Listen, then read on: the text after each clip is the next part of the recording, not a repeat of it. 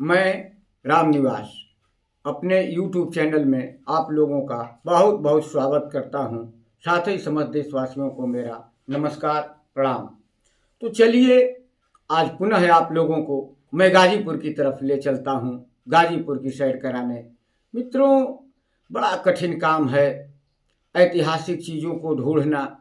कीचड़ में जाना पड़ता है, झांग में जाना पड़ता है, धूप में तपना पड़ता है, जाड़े में जहाँ जहाँ जाना पड़ता है जाता हूँ कि अपने ज़िले के लोगों को कम से कम अपने ज़िले के बारे में तो मैं बताऊँ। इसी क्रम में मैं गौसपुर पहुँचा। आप लोगों से बता दूँ कि जो गाजीपुर ज़िला मुख्यालय से मोहम्मदाबाद की तरफ सड़क जाती है, उस सड़क पर 20-25 किलोमीटर जाने के बाद एक गांव पड़ता है जिसका नाम है गौसपुर। गौसपुर का पुराना नाम कठौत था और अब हम पुराने तरीके में आपको ले चलते हैं। उस कठौत के राजा थे चकवा मानधाता। चकवा मानधाता जो राजा था थोड़ा अय्याश किस्म का था। उसकी एक आदत थी, किसी भी लड़की की शादी हो करके और उस रास्ते से जाती थी तो उसको एक रात चकवा मानधाता के पास बिताना पड़ता था। अब इसको देखकर एक विधवा औरत थी, वह जो है, यह 1330 की बात है, वह दिल्ली पहुंचती है और मोहम्मद तुगलक का उस समय दिल्ली में शासन था और जा करके अपनी पीड़ा को वहां कहती है। तो जब कहती है तो बादशाह जो है अपने सिपह सालार मलिकुल सादात गाजी मसूद को सेना के साथ भेजता है राजा को सबक सिखाने के लिए। और इसी कठौत के मैदान में बड़ी भयंकर लड़ाई हुई और उस लड़ाई में मानधाता राजा मार दिया गया।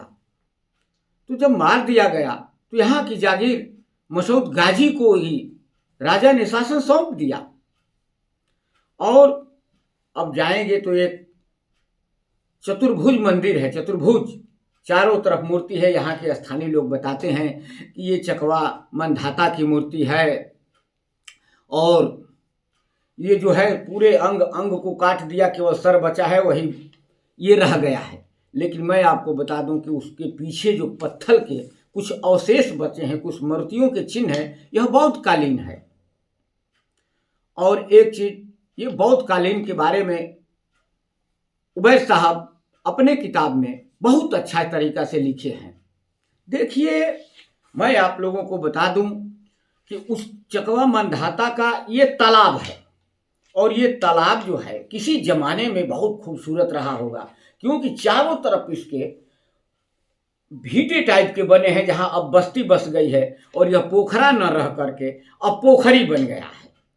किसी दिन यह विलुप्त हो जाएगा उचित देख रेख के अभाव में। ये पोखरी बन गया। ये मानधाता जो है पोखरा खनाए थे अपने राज्य में। बहरहाल जब उसको मंदिर की तरफ आप जाएंगे तो वहाँ बौद्ध मंदिर है। ये पता चलता है कि यहाँ पर बौद्ध धर्म का बहुत बड़ा केंद्र किसी जमाने में रहा था और लोग उसी मूर्ति को मानधाता राजा की मूर्ति बताते हैं। मेरे दोस्तों, एक चीज़ और, एक किताब है गाजीपुर जनपद का इतिहास, जिसके लेखक हैं पीजी कॉलेज के पूर्व प्राचार्य एएन सिंह, डॉक्टर अवधेश नारायण सिंह जी।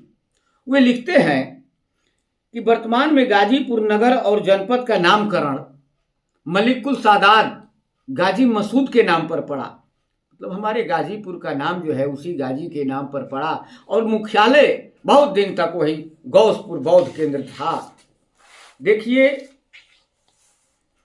उसी के नाम पर हमारे जिले का नाम गाजीपुर पड़ा। ये अब झांगों में जाकर के हम लोग खोज रहे हैं, पोखरे के तालाब के पास जाकर के खोज रहे हैं। हमारे मित्र एक वहाँ पर मिल गए, इंद्रदेव जी, उनकी रिश्तेदारी है, उन्होंने बड़ा मदद किया हम लोगों को इस खोजवाने में और बताने में। चलिए, शेष जो है अगले एपिसोड में, इस बात को मैं यहीं ख़त्म करता हूँ। अगर आप लोगों को ये वीडियो अच्छा लगे तो सब्सक्राइब करें, शेयर करें और कमेंट करें, ताकि हम आगे जो है आपको वीडियो ये बताते रहें। यहाँ एक ऐतिहासिक गांव ये कठौत है गौसपुर, इसके बारे में शेष अगले एपिसोड में।